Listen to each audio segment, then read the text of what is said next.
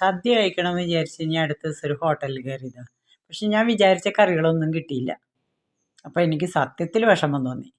ഉടനെ ഞാൻ ഇങ്ങനെ വന്നു, ഇങ്ങനെ ആലോചിച്ചപ്പോഴെനിക്കൊരു പൈനാപ്പിൾ കിച്ചടിയുടെ കുറവായിരുന്നു അധികം. അപ്പം വേഗം വന്ന് പൈനാപ്പിൾ കിച്ചടി ഉണ്ടാക്കി. വളരെ കുറച്ച് സാധനങ്ങളെ അതിന് വേണ്ടൂ. തേങ്ങ ചിരണ്ടിയത്, 1 കപ്പ് തേങ്ങ ചിരണ്ടിയത്, നല്ല ജീരകം, ചുവന്നുള്ളി, പച്ചമുളക് ഇതെല്ലാം കൂടി അരയ്ക്കുക. പൈനാപ്പിൾ ഒരു ലേശം ഉപ്പിട്ടിട്ട് വേവിക്കുക, ചെറുതാക്കി അരിഞ്ഞിട്ട് ക്ലീൻ ചെയ്തിട്ട്. പിന്നെ കട്ട തൈരും അതിന് ശേഷം ഈ നാളികേരത്തിലൊന്ന് അരയ്ക്കുക, അതിൽ ചേർക്കുക.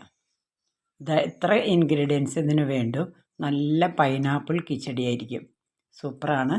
ഞാനത് ഉണ്ടാക്കാൻ പോവുകയാണ്. ഇതൊക്കെ സാധനങ്ങൾ, ഇൻഗ്രീഡിയൻസ് ഇതാണ്. ഇനി ഇത് അരച്ച് ഉണ്ടാക്കണം. ഓക്കെ.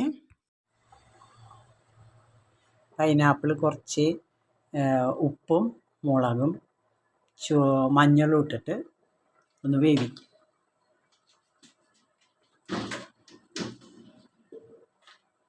തീ കത്തിച്ചു. ഇനി ഇത് കുറച്ച് ഉപ്പിട്ട് മഞ്ഞളും ഇട്ട് മുളക് പൊടി ഇട്ടിട്ട് ഒന്ന് വേവിക്കുക. വേവിച്ചിട്ട് ഒന്ന് ഇളക്കുക, നല്ലോണം ഒന്ന് ഇളക്കിയതിന് ശേഷം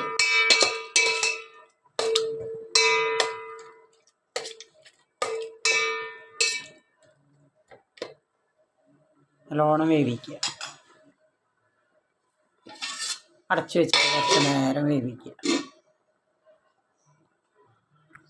തൈര് ഞാൻ ഇവിടെ സ്പൂണിലാക്കി വെച്ചിട്ടുണ്ട്, കപ്പിലാക്കി വെച്ചിട്ടുണ്ട്. അതും ഇതിലേക്ക് ഒഴിക്കുക. നല്ല കട്ട തൈരാണ്. അതിലേക്ക് ഒഴിച്ചതിന് ശേഷം നമ്മൾ ഉപ്പൊരു ലേശം നോക്കണം.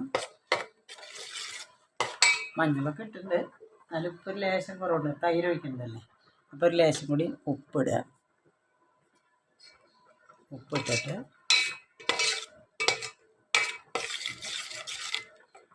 ശർക്കര ഒരു ലേശം ഇടുക. ശർക്കര അതേ ഒരു കഷ്ണം ശർക്കര അതിലേക്ക് ഇടുക. കാരണം ഇതൊരു മധുര സാധനമാണ്. മധുര സാധനം ഇതുകൊണ്ട് ഇതിൽ ശർക്കര ഇടണം.